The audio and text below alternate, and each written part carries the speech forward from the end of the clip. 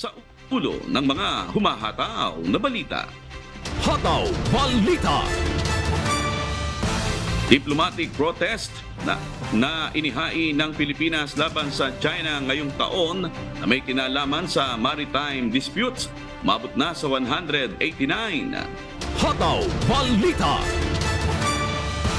Department of Justice ipag-uutos sa National Bureau of Investigation na kausapin ang pamilya ni Bureau of Corrections Deputy Security Officer Ricardo Zulveta para malaman ang posibleng kinaroroonan nito. Hataw Balita. 60 mga labi mula sa New Bilibid Prison ililibing na ngayong araw. Hataw Balita. Isang miyembro ng Special Weapons and Tactics o SWAT patay matapos aksidenteng mabaril ng kanyang kasama sa San Pablo, Laguna. Hataw Balita. Positivity rate o ang porsyento ng mga nagpo-positibo sa COVID-19 sa Metro Manila bagyang tumaas ngayong linggo. Hataw Balita. At 100 recruitment agencies aprobado na para makapagpadala ng overseas Filipino workers sa Saudi Arabia. Hataw Balita. Una sa ating mga umahataw na balita, kinumpirma ng Department of Foreign Affairs o DFA na nagpadala na ng note verbal ang Pilipinas sa China. Kaugnay ito sa naiulat na umano'y persahang pagkuha ng Chinese Coast Guard ng rocket debris mula sa tauhan ng Philippine Navy sa Pag-asa Island. Pakinggan po natin si Foreign Affairs Secretary Enrique Manalo. Yes, we have issued a note on that issue to the Embassy of China. Ayon sa DFA, nasa 189 diplomatic protest na ang inihain ng Pilipinas laban sa China ngayong taon na may kinalaman sa maritime disputes. 61 sa mga ito ang inihain sa ilalim ng Marcos administration. Hataw Balita. Ipag-uutos ni Justice Secretary Boying Remulla sa National Bureau of Investigation o NBI na kausapin ang pamilya ni Bureau of Corrections Deputy Security Officer Ricardo Zulveta. Ito'y para malaman ang posibleng kinaroroonan nito sa ngayon. Si Zulveta ay isa sa mga tinuturong mastermind kasama ang suspendidong Bureau of Corrections o Bucor Chief na si Gerald Bantag sa pagpaslang kay Percy Lapid at sa umano'y middleman na si June Villamora. Si Zulveta ay hindi na nagre-report sa Bucor mula nang mapatay si Lapid. Pakinggan natin si Justice Secretary Boying Remulla. Yes, I'm asking the NBI to contact his family so that they can know his whereabouts. Hataw Balita. Tinitingnan ng Department of Justice na magkaroon ng mga piita ng Bureau of Corrections sa iba't ibang rehiyon sa bansa sa taong 2028. Sa pamamagitan nito, bukod sa made decongest o mapaluluwag ang New Bilibid Prison, mas malapit na rin sa kanilang pamilya ang mga persons deprived of liberty. Pakinggan natin si Justice Secretary Crispin Boying Remulla. May dala na hindi mabibigtas ang tali na pag-iisa ang isang pamilya ay nahihirapan ang ating mga pamilyang dumalaw, lalong-lalo na kung malayo ang pinanggagalingan. Hataw Balita.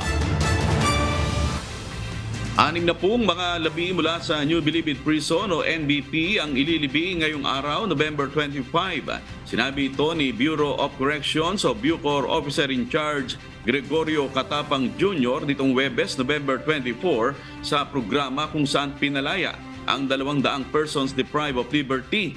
Kinumpirma naman ito ni Justice Secretary Boying Remulla. Anya galing ang mga labi sa Eastern Funeral Homes, ang puneraryang accredited ng Bucor. Hindi na anya ito maisa sa ilalim sa autopsy dahil mummified na ang mga ito.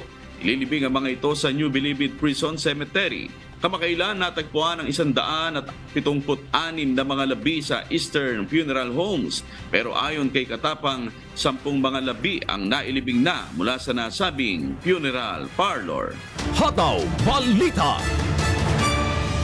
Nasita at naaresto Inaresto ng mga pulis ang isang babaeng sibilyan matapos makita na nakasuot ito ng uniforme ng Philippine National Police o PNP sa isinigawang checkpoint sa barangay Tumaway, Talisay, Batangas.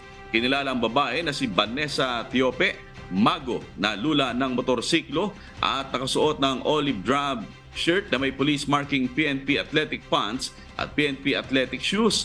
Bukod sa kasong usurpation of authority at illegal use of uniforms or insignia, nadiskubre din ng mga otoridad na mayroon pang standing warrant of arrest si Mago sa kasong kidnapping, serious illegal detention at obstruction of justice.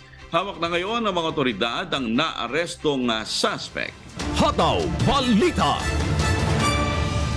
Dalawang intelligence officer ng 47 Infantry Battalion sa Negros Occidental ang pinagbabaril hanggang sa mapatay ng pinaghihinalang mga miyembro ng New People's Army o NPA sa Barangay Kamindangan, Sipalay City nitong umaga ng Huwebes, November 24. Ayon sa Sipalay City Police Office, galing sa intelligence operation ang dalawa at pabalik na sana ng kanilang kampo nang bigla na lamang silang inambush sa infested area ng mga rebelde. Sa bilis ng pangyayari, hindi na nagawa pang gumanti ng putok ang dalawang sundalo hanggang sa sila ay napatay. Agad namang nakataka sa mga suspect sakay ng motorsiklo. Hataw Balita. Dead on arrival sa ospital si Police Corporal Frank Aldin Yasay de la Cruz, isang member ng Special Weapons and Tactics o SWAT, matapos aksidenteng mabaril ng kanyang kasama sa San Pablo, Laguna nitong Huwebes, November 24.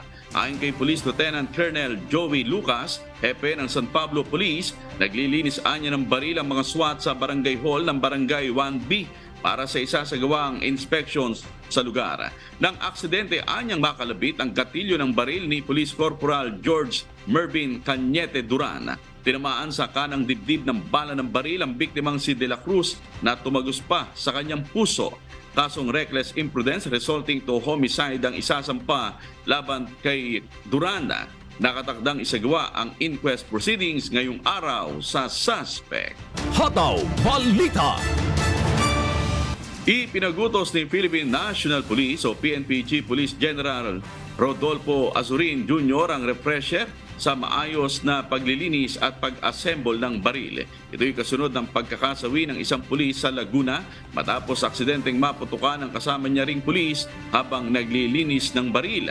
Ayon kay Azurin, dapat maging bahagi ng regular na talakayan ng mga pulis ang proper gun cleaning nang sa gayon ay regular na mapaalalahanan ng mga pulis sa mga basics sa paglilinis ng baril at maiwasan ang kaparehong insidente. Hataw Balita.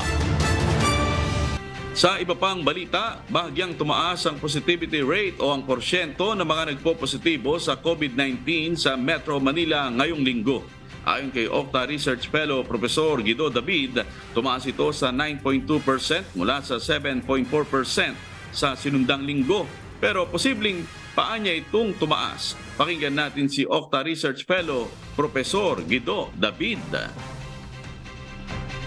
Sa ganitong situation, sa mga nakita natin noong nakaraan, pag ganito may pagtaas, madalas ay tumutuloy-tuloy ito. Pero ayun nga, hindi naman guaranteed na magtutuloy-tuloy ito. Sa ngayon, nasa 260 cases per day ang kaso sa Metro Manila at posibleng umakyat pa sa 300 to 400 cases per day o hanggang sa Disyembre. Bagamat maaga pa anyang sabihin kung ano talaga ang dahilan ng pagtaas ng kaso, posibleng epekto rin ito ng BQ subvariant na kumakalat ngayon sa US, Europe, China at Japan. Kung hindi magbabago ang trend, sinabi ni David na posibleng simula na uli ito ng bagong wave of infections sa National Capital Region gaya ng nangyari noong June. Katulad ng mga nakalipas na wave ng COVID na dahil sa mga variants gaya ng Omicron, XBB at XBC. Gayunpaman, hindi dapat maalarma ang publiko dahil mababa pa rin ang hospitalization rate. Hataw Balita. Naitala ng Iloilo City ang kauna-unahang kaso nito ng African Swine Fever o ASF. Sa ulat na natanggap ni Iloilo City Mayor Jerry Treñas mula sa Department of Agriculture, sa 17 sample na isinailalim sa test, isang nagpositibo sa virus. Partikular nang naitala ang kaso sa Zone 5, Barangay Takas sa Haro District. Nakipagtulungan na anya ang ASF Task Force sa mga opisyal ng barangay upang masiguro na nasusunod ang mga protocols. Pakinggan natin si Iloilo City Mayor Jerry Treñas. Within 500-meter radius, ang tanan nga baboy dira, ipatyon kang ilubong. The city will find ways and means para makatag kita sa financial assistance sa mga tagiya sa baboy. Ayon sa alkalde, regular na nagsasagawa ng disinfection sa mga slaughterhouse. Mahigpit ding ipinagbabawal sa mga pamilihan ng mga baboy mula sa ASF affected areas. Noong Oktubre, nakapagtala ng ASF ang bayan ng Oton sa Iloilo. Kasunod nito, iniutos ni Iloilo Governor Arthur Defensor Jr. ang pagbabawal sa paglalabas ng mga baboy at pork products galing sa ASF affected areas simula October 17. Hataw Balita. Nananawagan ng mga mambabata sa mababang kapulungan ng Kongreso na panahon na para maipatupad ang cashless toll transactions sa lahat ng expressway. Dapat nilang naipatupad na ito noon pang 2020 bilang pagtugon sa COVID-19 na pandemic, ngunit agad itong sinuspinde dahil sa mga problemang kinaharap ng mga motorista. Pakinggan natin si Zamboanga Sibugay Representative Wilter Palma. Marami po sa ating mga motorista ang umaasa na maisakatuparan ng proyektong ito upang mas maging maganda ang daloy ng trapiko sa ating bansa. Kapag nasimulan na ang Phase 2 hanggang matapos ito hanggang papunta sa Phase 3. Bukod sa pagresolba sa matinding trapiko, ang Phase 2 at 3 program ng DOTR ay makakatulong din sa paglago ng ekonomiya ng bansa. Ayon sa ahensya, posibleng maipatupad na ang Phase 2 program sa susunod na taon.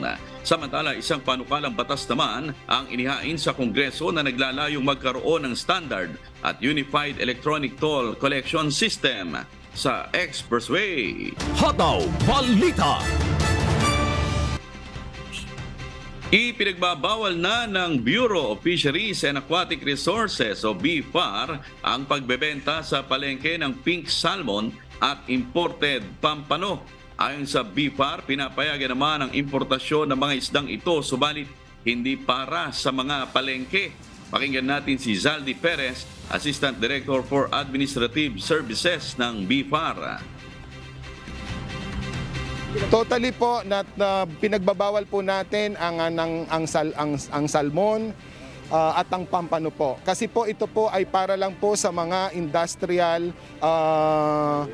institutional buyers kagaya po ng restaurants at mga hotels. Inaangkat ang salmon sa Norway. Ibinebenta ito sa Pilipinas sa nasa 900 pesos kada kilo ang laman at 300 pesos ang belly. Paglilinaw ng BFAR, pwede namang itinda ang pampano kung ito ay huli ng lokal na mangingisda. Ayon sa ahensya, iniingatan nilang huwag maging kakompetensya ng mga lokal na isda ang mga imported. Ang kailangan po natin, tangkilikin po natin ang local produced na isda natin para po naman ma-uplift natin yung living condition po ng ating mga mangingisda. Bibigyan ng BFAR ng hanggang December 3 ang mga vendor sa mga wet market para ipaubos ang kanilang mga tindang pink salmon at imported pampano. Kapag nakita na may tinda pa silang mga ganitong uri ng isda, ay kukumpiskahin na ito. Hataw Balita. Ngayong darating na Disyembre, aarangkada na ang magdamag na libreng sakay sa EDSA Bus Carousel, pero may ilang mga driver na umaalma dahil hindi maayos ang pagpapasahod sa kanila. Ayon sa ilang bus driver, halos 2 buwang naantala ang kanilang sahod. Nauna nang sinabi ng Land Transportation and Franchising and Regulatory Board o LTFRB na inaayos na nila ang pagbayad sa mga bus operator. Sa katunayan, nadagdagan pa ang mga tumatakbong bus sa EDSA Bus Carousel. Pero hanggang December 31 na lang ang programa. Nabanggit noon ng mga otoridad na plano nilang isapribado ang serbisyo matapos di aprubahan ng Department of Budget and Management ang mungkahing 12 billion pesos na pondo para dito sa 2023. Ayon sa LTFRB, maabot sa 10 million pesos hanggang 12 million pesos ang nagagastos nila para sa libreng sakay sa EDSA Bus Carousel araw-araw. Hataw Balita. Nakipagpulong si Pangulong Ferdinand Marcos Jr. sa mga opisyal ng National Economic and Development Authority o NEDA kahapon sa Malacanang para alamin ang magagawa ng Philippine Fisheries and Coastal Resiliency o Fish Corps project sa sektor ng pangingisda sa bansa. Inaprubahan na kasi ng NEDA ang 11.2 billion pesos na pondo para sa proyekto bilang tugon sa isyu ng seguridad sa pagkain at pagpapababa ng antas ng kahirapan sa bansa. Hataw Balita. Hinihikayat ngayon ng national government sa pangunguna ng Department of Information and Communications Technology o DICT ang mga start-up company na sumali sa Grant Fund Program ng Kagawaran. Layunin ng programa na paundarin ang teknolohiya upang tulungan ang mga technopreneurs para sa pagpapatatag ng matibay na startup ecosystem sa bansa. Maaaring umabot sa 1 milyong piso ang Startup Grant Fund o SGF ng DICT. Bahagi ito ng pagpapatupad ng Republic Act 11337 o ang Innovative Startup Act na naisa batas noong 2019. Hataw Balita. Sinabi ng Philippine Institute of Volcanology and Seismology o PBOX nitong Huwebes, November 24 na madadagdagan ang kanilang seismic stations o volcano observatories bago matapos ang termino ni Pangulong Ferdinand Marcos Jr. Sa kasalukuyan may 116 remote seismic stations, 133 intensity meters at 7 volcano observatories ang Pilipinas ayon kay Dr. Teresito Bacolcol, officer in charge ng PBOX. Sinabi ni Bacolcol na target ng ahensya na magkaroon ng 140 seismic stations at 360 intensity meters ngayong taon. Base na rin sa pag-aaral, ang Pilipinas ay kabilang sa mga bansang nasa Ring of Fire ng Pacific Ocean. Hataw Balita. Ibinahagi ni Gobernador Nina Inares ang nalalapit na pagbubukas ng karagdagang ospital sa lalawigan ng Rizal. Ito ay ang pang-11 ospital sa ilalim ng Rizal Provincial Hospital System o RPHH o HS sa bayan ng Taytay. Inaasahan na sa lalong madaling panahon ay matatapos ang ospital upang maraming mapagsilbihan ng mga Rizalenyo na nangangailangan ng medical attention. Nananawagan din ang gobernadora sa mga doktor at nurses na maaari silang magsilbi sa nasabing ospital na bubuksan. Ibinahagi ni Inares sa mga job vacancy para sa nasabing ospital sa kanyang Facebook page. Sa kalagitnaan ng pandemya, ang lahat ng medical facilities ng RPHS ay maaaring gamitin sa pamamagitan ng online appointment system upang maiwasan ang pagkalat ng COVID-19 virus. Sinimula ng pagtanggap ng walk-in request sa mga pasyente ngayong taon habang patuloy ang pagbaba ng mga kaso ng COVID-19 infection. Ang pamahalaang panlalawigan ay naglunsad din ng mga libreng konsulta sa doktor at laboratory services sa ilang pasilidad ng RPHS upang matugunan ang pangangailangang medikal ng mamamayan. Hataw Balita. Pinaigting pa ng Department of Education o DepEd ang mga programa nito na magbibigay proteksyon sa karapatan ng mga mag-aaral sa bansa sa pamamagitan ng inilunsad nitong helpline na tatanggap ng mga reports ng anumang uri ng pang-aabuso sa mga mag-aaral. Sa pamamagitan nito ng Learner Rights and Protection Office o LRPO website at national hotline na inilunsad ng DepEd nitong Huwebes, November 24. Kahit sino ay pwedeng makapag-report dito at tiniyak ng DepEd na may mga nakatutok silang tauhan sa LRPO 24/7. Puntahan lamang ang LRPO website na maa-access sa deped.gov.ph/Learner Rights and Protection Office. I-click ang Contact Us button para makapag-submit ng inyong complaint. Maaari ring makapag-report sa Facebook page ng DepEd Learner Rights and Protection Office o magpadala ng mensahe sa email na weprotectlearners@deped.gov.ph. Pwede ring tumawag sa mga numerong 8637-2396 at 8632-1372 o di kaya ay sa 0945-175-9777. Inilunsad ang kagawaran ng programa Kalinsabay sa pagdiriwang ng ika-30th National Children's Month. Hataw Balita. Ipapaubaya na lang ng Department of Education o DepEd ang desisyon kaugnay sa confidential funds ng kagawaran na inilipat sa Maintenance and Other Operating Expenses o MOOE ng iba't ibang ahensya ng gobyerno. Ito'y matapos i-realign ng Senado ang proposed 150 million pesos confidential funds ng DepEd at ginawa na lang na 30 million pesos. Ayon kay DepEd spokesperson Michael Powa, gaya ng nauna nang sinabi ni Vice President at Education Secretary Sara Duterte, inilatag na ng DepEd ang kanilang panig tungkol sa confidential funds sa harap ng Kamara at Senado at nasa Kongreso ang desisyon tungkol dito. Hataw Balita.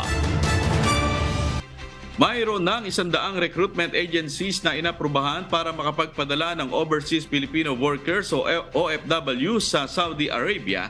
Ayon kay Department of Migrant Workers Secretary Susan Tutz Ople, ang mga recruitment agencies na nasa whitelist lamang ang otorisadong magpadala ng OFWs. Sinusuri na rin anya ang labor attaches ng mga job order.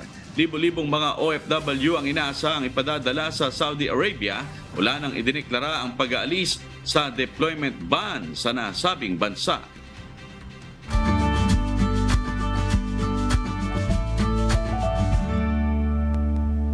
At sa ating ulat panahon, asahan ngayong araw sa Southern Mindanao ang bagyang maulap hanggang sa maulap na kalangitan na may pulo-pulo at malalakas na pag-ulan dahil sa umiiral na Intertropical Convergence Zone o ITCZ.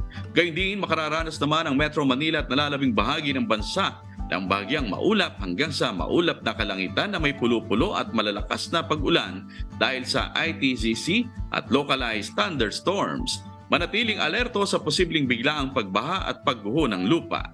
Samantala, makararanas naman po ng extreme northern Luzon at ang silangang bahagi ng Luzon at ang Visayas ng katamtamang lakas ng hangin sa direksyong northeast to east at alon ng dagat na may taas na 1.2 to 2.5 meters.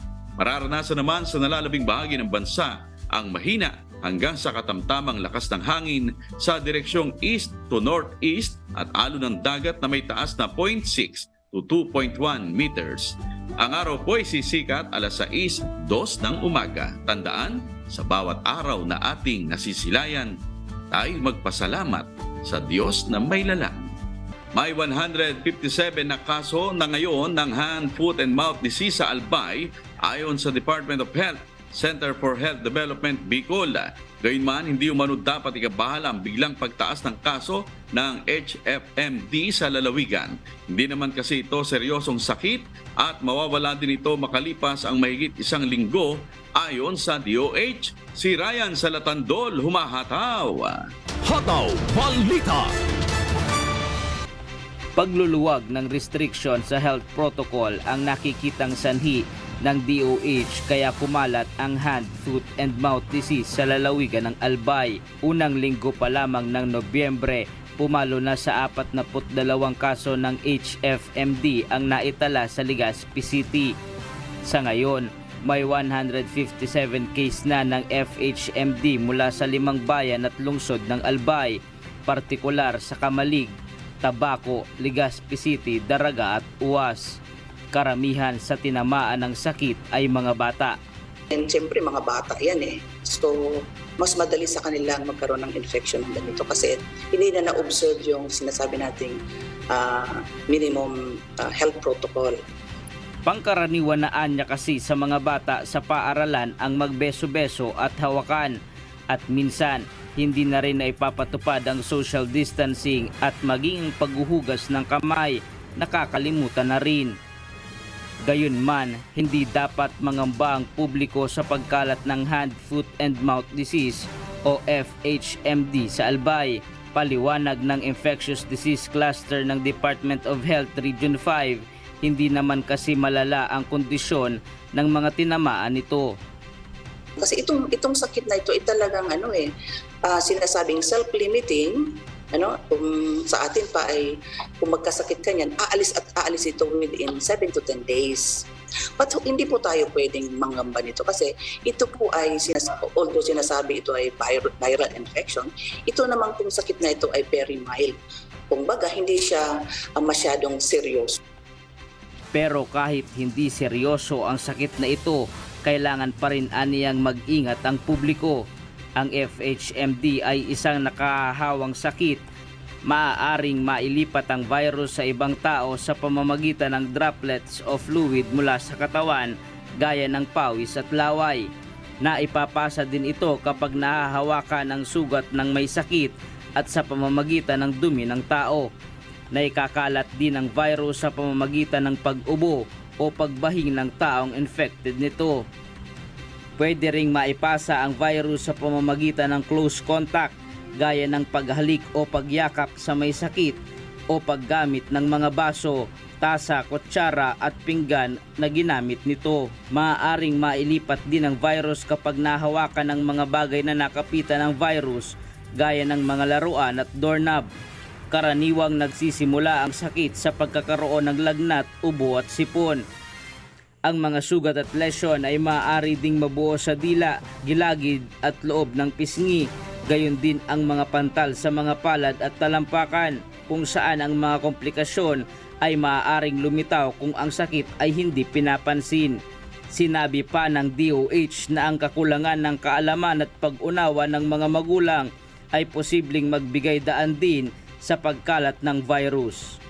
Diyos ang aming sandigan, serbisyo publiko ang aming pinahahalagahan. Ryan Salatandol, humahataw! Hataw Balita! Mas tinatangkilik ngayon ng mga mamimili ang paggamit ng Tagalog at hubad na sibuyas sa Bagsakan Sangitan Public Market sa Cabanatuan City, Nueva Ecija. Bukod sa hindi na kailangang balatan, mas mura pa ito ng 140 piso kada kilo kumpara sa pulang sibuyas na pumapalo na ngayon sa 240 piso kada kilo. Si Danny Munar, humahataw! Hataw Balita! Nagtsatsaga ngayon na gumamit ng hubad at Tagalog na sibuyas ang ilang mamimili sa Sangitan Bagsakan Public Market sa Cabanatuan City, Nueva Ecija. Ayon sa ilang mamimili, mas mura kasi ang mga hubad na sibuyas o ang tinatawag na reject na nagkakahalaga ng 140 piso kada kilo kumpara sa good na sibuyas na pumapalo na sa 240 piso kada kilo. Sa madaling araw na bibili yun yung bad na tinatawag natin hubad. Mas mabili nga daw yun. Reject na. Pero ang kainaman naman sa reject dun sa mga mamimili at sa mga tindera natin, doon sila kumikita. Kasi nga binabalatan nila. Baka mabili ngayon yan. Opo, sige nga po. Bakit po, nanay? Oo, kasi gamit po yan pang araw-araw. Oras-oras, minuto-minuto. Yan po ang ating ginagamit. Nakakatipid din po.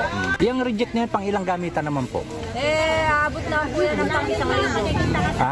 Pang isang linggo lang siya. Kumpara dun sa mga good talaga. Opo. Yung isang linggo, yung good talaga kahit isang buwan din. Ayon sa ilang onion vendors, nakakaranas ngayon ng pagtaas ng presyo bunsod ng madalang na pagdating ng mga puti at pulang sibuyas sa pamilihan. Mababa ang supply, tsaka madalang, kaya mataas demand. Samantala, tumaas naman sa 5 hanggang 10 piso kada kilo ang lahat ng uri ng gulay maging ang Baguio vegetable. Ang siling labuyo na nagkakahalaga noong nakalipas na araw ng 450 piso kada kilo, ngayon ay bahagyang bumaba sa 380 piso kada kilo. Ayon pa sa market inspector, asahan pa ang pagtaas ng mga presyo ng mga gulay tumana at mga rikadong panggisa ngayong papalapit na ang holiday season kung saan sinasamantala ng ilang magsasaka at traders na makabawi sa kanilang sinapit na malaking pagkalugi bunsod ng naging epekto ng nagdaang bagyong Karding sa lalawigan. Diyos ang aming sandigan, serbisyo publiko ang aming pinahahalagahan. Mula rito sa Nueva Ecija, Danny Munar, humahataw! Hataw Balita! Patuloy ang ginagawang interventions ng local government unit upang mapababa ang bilang ng mga batang naitatalang nagugutom na may disability sa Romblon. Si Jolitz Matangat humahataw. Hataw Balita. Target ng lokal na pamahalaan na mas paigtingin ang pagtutok sa mga kabataan na persons with disability o PWD sa lalawigan ng Romblon.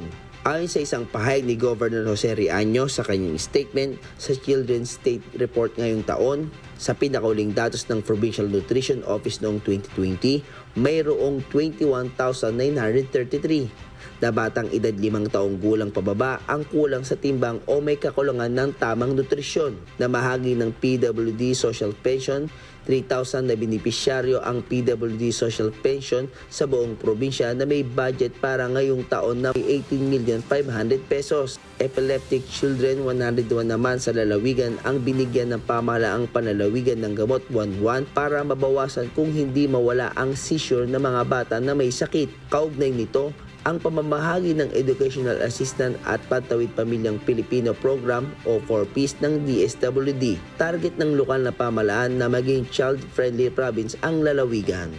Diyos ang aming sandigan, serbisyo publiko ang aming pinahahalagan. Mula rito sa Romblon, Jolitz Matangat, humahataw! Hataw Balita. Oy, good news po para sa mga hindi pa rin nakatatanggap ng kanilang National ID Card. Simula sa Disyembre ay downloadable na po ang digital version nito na tinatawag na Electronic Philippine Identification o Phil o ePhil ID na ilulunsad ng Philippine Statistics Authority. Si Ari Silvestre humahataw. Hataw Balita. Ilulunsad na ng Philippine Statistics Authority o PSA sa Disyembre ang digital version ng National ID Card na tinatawag na Electronic Philippine ID o ePhil ID. Ito ay maaaring ma-download ng ating mga kababayan na wala pang National ID o di kaya hindi pa rin na-deliver sa kanila. Sa ngayon, ang ePhil ID ay nasa printed form pa lamang. Ang ePhil ID ay ilalagay sa PDF format at magagamit bilang alternative ng physical card. Ito yung ila-launch namin na digital version, yung downloadable version. I mean, ito siya yung mga para sa kababayan natin na nagbigay sila ng cell number ng phone nila. Kasi mag-ano yan, yung process namin dyan ay magpapadala yan ng one-time password, the OTP, using the number na binigay nila during step 2 registration. Ito ay may kaparehong feature sa PSA card, pero may ilang features lang na idadagdag gaya ng picture kapag binerify ang QR code. Mayroon ding itong security features, kaya hindi dapat mag-alala ang ating mga kababayan. Para makakuha ng ePhil ID, kailangan magkaroon ng access sa internet connection, cellphone na may kakayahan mag-store at mag-download ng PDF format. Ayon kay Engineer Fred Solista, Officer in charge ng PhilSys Registry Office ng PSA, pwede din namang kumuha nito ang mga may PSA card na. So usually yung tinatarget namin, Aljo, dito sa ePhil ID, yung mga kababayan natin sa mga malalayong lugar na may challenges talaga sa pagpunta sa mga centers, and sila mismo, yung iba karamihan diyan ay mga walang existing ID. So dapat mabigyan natin sila ng priority. Sa mga gustong kumuha ng ePhil ID, mag-set lamang ng appointment system sa website ng PSA na psa.gov.ph. Ang mga mayroon namang hawak na transaction slip, maaari nilang i-check at kunin ang kanilang ID sa mahigit 1,000 centers ng PSA. Samantala, sa mga wala pa rin physical card, gamitin ang number na nasa transaction slip at itrack ito sa tracker website ng PhilPost para malaman kung nasaan na ang kanilang card. Gamit ang iyong transaction slip, maaari ding i-check dito kung available na ang iyong ePhil ID at i-claim ito sa pinakamalapit na registration center. As of November 23, 3.6 milyon na ang nabigyan ng ePhil ID. Target ng PSA na makapag-generate ng 20 million ePhil ID hanggang sa katapusan ng taon. Nasa 92 million na target registration ng PSA sa National ID. 81.6% o 75.1 million ang nakarehistro na sa ilalim ng Step 2 registration. Diyos ang aming sandigan, serbisyo publiko ang aming pinahahalagahan. Ari Silvestre, humahataw! Hataw Balita. Itinatayo na ang hybrid solar diesel power plant na magpoproduce ng 12 megawatts na kuryente bilang solusyon sa nararanasang power shortage sa Masbate. Si Jerry Galicia, humahataw. Hataw Balita. Inaprubahan na ng lokal na pamahalaan ng Katayngan ang pagtatayo ng 12 megawatt hybrid solar powered diesel power plant sa Barangay Pitogo, Katayngan, Masbate. Ito ay matapos na makapag-comply ang power provider na DMCI o sa hinihinging requirements ng LGU Katayngan.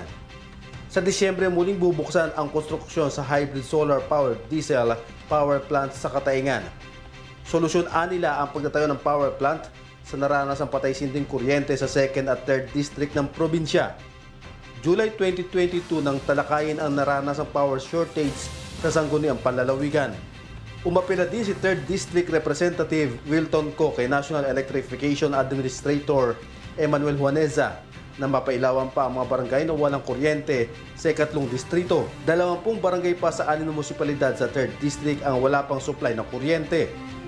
Inaasang sa taong 2023 makakapag-operate na ang hybrid solar diesel power plant. Diyos ang aming sandigan, serbisyo publiko ang aming pinahahalagahan. Mula rito sa Masbate, Jerry Galicia, humahataw. Hataw Balita. Nagsasagawa ngayon ng 3 araw na enhanced monitoring of police overall wellness ang PNP Regional Medical and Dental Unit 3 para sa 944 na personnel sa Nueva Ecija.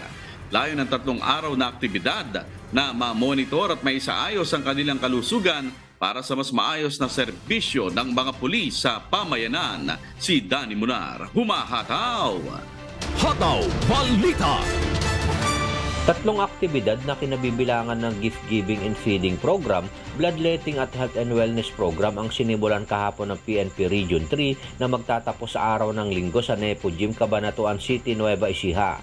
Nakapaloob sa programa ang pagbibigay ng libreng medical consultation para sa 944 na PNP personnel at libreng gamot sa mga pulis na nakakaranas ng iba't ibang uri ng karamdaman. Ayon sa PNP, mahalaga ang quarterly check-up ng mga nasa edad 40 pataas at pagmomonitor sa kanilang kalusugan upang agad itong malunasan para sa maayos na pagsiservisyo ng pulis sa pamayanan. Minomonitor po natin yung top 5 diseases which is diabetes mellitus, hypertension, dyslipidemia, fatty liver, and hyperuricemia po. Bukod dito, 150 pulis naman ang voluntaryong nagbigay ng kanilang dugo sa pamamagitan ng bloodletting activity na pansamantalang iimbak para gamitin din ng kanilang kasamahan para sa emergency situation. Samantala, higit 200 grocery items naman na kinabibilangan ng tsinelas, bigas, grocery products, bedsheet, laruan, lugaw at juice drinks ang naipagkaloob sa 250 mga bata ng Kalikasan Elementary School sa malalayong lugar ng Sitio Bacau sa Palayan City sa pamamagitan ng kanilang gift-giving activity at feeding program. Layon ng aktibidad na matulungan at maipadama sa mga nangangailangan ang pagmamalasakit ng pulis para sa mga naapektuhan ng nagdaang bagyo. Ang nasabing aktibidad ay sa pakikipagtulungan ng mga medical doctors ng Jose Bilingan General Hospital at ng Dr. Paulino J. Garcia Memorial Research and Medical Center. Diyos ang aming sandigan, serbisyo publiko ang aming pinahahalagahan. Mula rito sa Nueva Ecija, Danny Munar, humahataw! Hataw Balita. Isang serbisyong medikal at gift-giving ang isinagawa ng Municipal Health Office sa iba't ibang barangay ng bayan ng Dinalupihan sa Bataan. Si Camille Malang, humahataw. Hataw Balita. Nagsagawa ng medical mission ang Dinalupihan Municipal Health Office sa Barangay Payangan, Bayan-Bayanan at Tubo-Tubo sa lalawigan ng Bataan nitong Miyerkules, November 23. Ito ay sa pangunguna ni MHO Officer Dr. Lahaina Gabriel Bulaong. Katuwang din sa nasabing medical mission ang mga Rural Health Unit Doctors at mga Barangay Health Workers. Bukod sa handog na pangkalusugan, ay abot tainga naman ang ngiti ng mga bata nang makatanggap sila ng mga regalo na handog naman ni na Mayor Herman Tong Santos Jr., Municipal Tourism Council Chairperson Michelle Santos at MTC Director for Private Sector Jojit Manalansan. Kasama rin nila sa nasabing programa si Municipal Social Welfare and Development Officer Ophelia Mendoza sa pamamahagi ng mga regalo. Diyos ang aming sandigan, serbisyo publiko ang aming pinahahalagahan. Camille Malang, humahataw. Hataw Balita. Nagsagawa ng Filipino Sign Language Training ang pamahalaang panlalawigan ng Cagayan para sa mga kawani nito. Si Kyle Balad, humahataw. Hataw Balita. Nagtapos na noong ika-23 ng Nobyembre ang 3 araw na isinagawang Filipino Sign Language Training ng Provincial Social Welfare and Development Office ng Cagayan. Ang 3 araw na pagsasanay ay bahagi ng pagdiriwang ng Deaf Awareness Month. Dinaluhan ito ng mga persons with disability leaders at PWD focal person ng iba't ibang lokal na pamahalaan sa lalawigan. Gayun din ng mga kinatawan ng Philippine National Police at mga empleyado ng pamahalaang panlalawigan ng Cagayan. Ayon kay Provincial Social Welfare and Development Officer Helen Donato, layunin ng pagsasanay na magkaroon ng kaalaman ang bawat kinatawan ng tanggapan ng pamahalaan kung papaano ang tamang komunikasyon sa mga kababayan natin na hindi nakakapagsalita at nakaririnig. Ayon naman sa mga lumahok at nagsipagtapos sa pagsasanay, malaking tulong ito upang mas mapadali ang komunikasyon nila sa ating mga kababayan na nasa deaf community. Umaasa naman ang pamunuan ng PSWDO at Handy Capable Association of Cagayan na magiging katuwang nila ang mga lumahok upang maipalaganap sa komunidad ang kanilang natutuhan at upang mas lalo pang dumami ang makauunawa sa mga nasa deaf community. Diyos ang aming sandigan, serbisyo publiko ang aming pinahahalagahan. Kyle Balad, humahataw. Hataw Balita.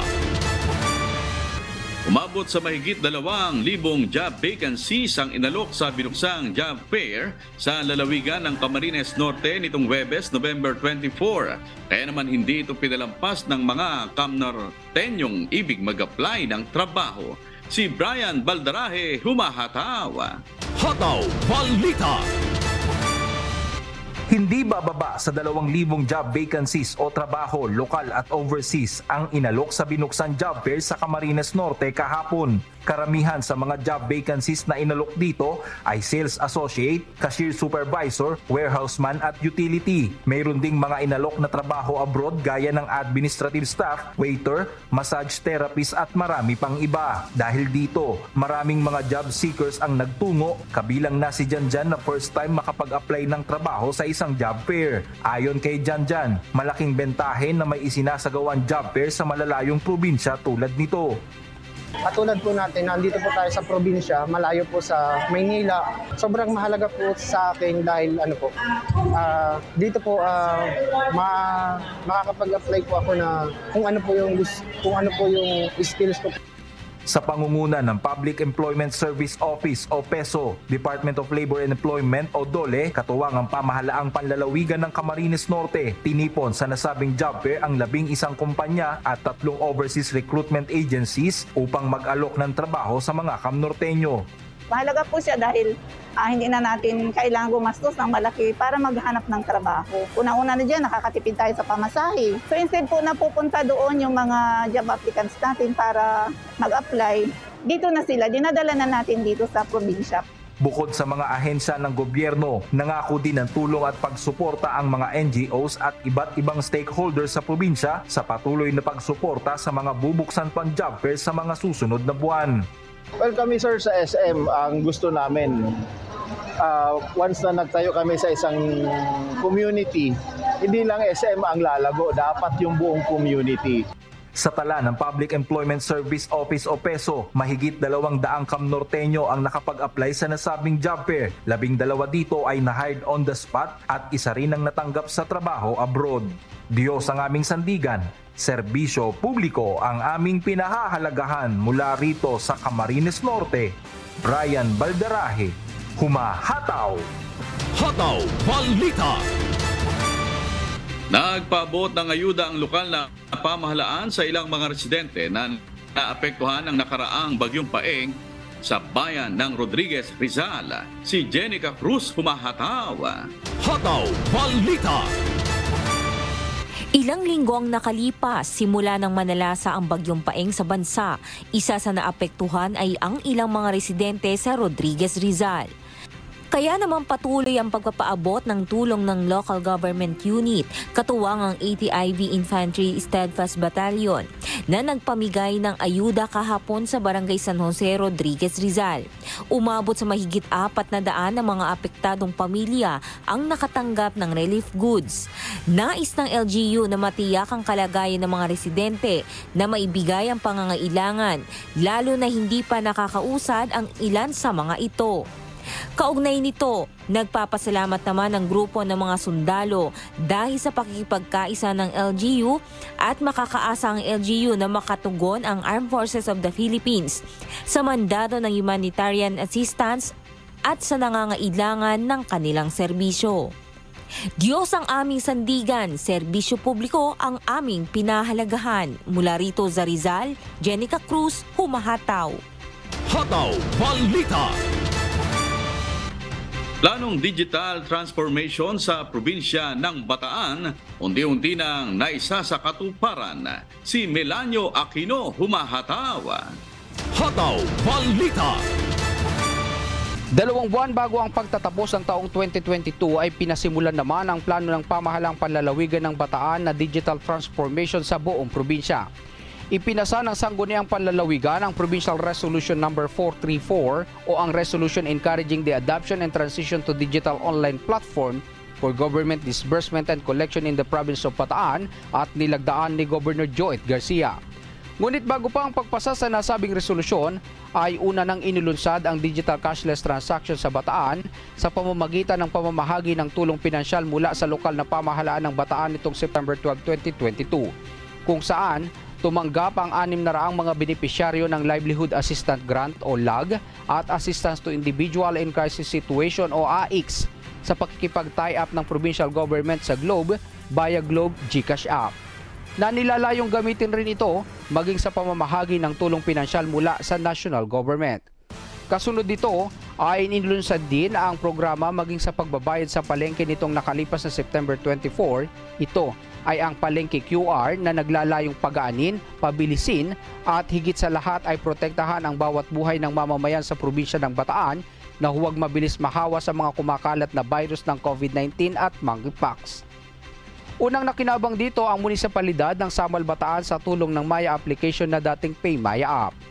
At inilunsad din ang kauna-unahang blockchain summit sa bansa kung saan nilahukan ng mga kumpanya na gumagamit ng blockchain at nagkaroon ng malalim at mahigpit na talakayan sa kahalagahan nito sa bawat transaksyon sa pamahalaan kung saan hindi lamang maganda kung hindi sinisigurado rin nitong secure ang bawat information ng bawat transaksyon. At muli, kahapon ay lumagda ang pamahalang panlalawigan ng Bataan sa isang Memorandum of Understanding sa pagitan ng ADERA Global Smart Tech at Provincial of Bataan. Layunin nito na suportahan ang Resolution No. 434 na mapadali ang mga transaksyon sa buong probinsya at pasimulan ang digital transformation sa Bataan. Nangako naman si Governor Joet Garcia na patuloy nilang pagsisikapan na magawang mas simple at mas mapadali at mas episyente ang bawat transaksyon saan mang sangay ng pamahalaan sa buong lalawigan sa pagbibigay ng serbisyo sa mamamayan na kanyang nasasakupan. Diyos ang aming sandigan, serbisyo publiko ang aming pinahahalagahan. Melanio Aquino, humahataw! Hataw Balita. Magsasagawa ng second surfing competition sa bayan ng San Vicente sa lalawigan ng Palawan sa January 18 hanggang 22 ng susunod na taon. Si Harry Ilagan humahataw. Hataw Balita. Sa inisyatibo ng Local Government Unit ng San Vicente at sa pakikipagtulungan ng United Tourism Enterprise Association o UNITY, isasagawa ang second Paragua Surfing Competition sa San Vicente sa lalawigan ng Palawan sa darating na January 18 hanggang 22 taong 2023. Ang surfing competition ay naglalayon na may sama ang sports na ito sa mga tourist attraction sa lalawigan ng Palawan upang makahikayat ng maraming turista. Ayon kay San Vicente Tourism Officer Lucy Panagsagan, nagsagawa na ng press conference noong November 9 upang mapaghandaan umano ng LGU ang pagdagsa ng mga turista sa nasabing bayan. Nahahati sa 4 na kategorya ang nasabing kompetisyon, tulad ng Men's Shortboard Open na may premyong 50,000 pesos, Men's Longboard na may premyo ng 40,000, sa Women's Longboard 25,000 at sa Junior Longboard naman ay 20,000. Bahagi din nito ang kasalukuyang idinadaos sa surfing competition ngayong buwan ng Nobyembre at Disyembre sa Nagtabon Beach sa Puerto Princesa City at El Nido, Palawan. Sa mga surfer lover na magnanais lumahok, maaari lamang magsumite ng aplikasyon via online sa www.facebook.com/sanvicsurf. Diyos ang aming sandigan, serbisyo publiko ang aming pinahalagahan. Hari-ilagan, umahataw! Hataw Balita! At Christian, tayo ay nag-aanyaya sa ating mga kababayan sa darating na Lunes, November 28, para sa opening ng Mass Indoctrination ng MCGI alas 7 ng gabi sa official MCGI social media accounts. Kabilang ang MCGI channel, ang official YouTube channel ng Members Church of God International. Patuloy rin po namin kayong inaanyayahan na makiisa sa Global Prayer for Humanity tuwing Lunes hanggang Biyernes alas 9:30 ng gabi. Ito po ay naka-stream ng live sa lahat ng MCGI social media accounts. Ang Global Prayer for Humanity ay bukas po sa lahat, anuman ang inyong relihiyon o lahi. Mga kasangbahay, kung meron po kayong balitang hindi ninyo napanood o kaya ay may nais kayong muling panoorin sa Hataw Balita Pilipinas, bisitahin lamang po ang aming mga official social media account. I-like at i-follow ang UNTV News and Rescue Facebook account at i-click ang subscribe button sa UNTV News and Rescue YouTube channel. Mapapanood nyo rin po rito ang iba pang news programs ng UNTV, pati na ang iba pang videos na nag-iisang public service channel. Kaya subscribe, like, and share. At sa aming ibabahaging mga salita ng Diyos na ating sandigan, mula sa Roma, Kapitulo 14, talatang 19. Kaya nga sundin ang mga bagay na makapapayapa at ang mga bagay na makapagpapatibay sa isa't isa.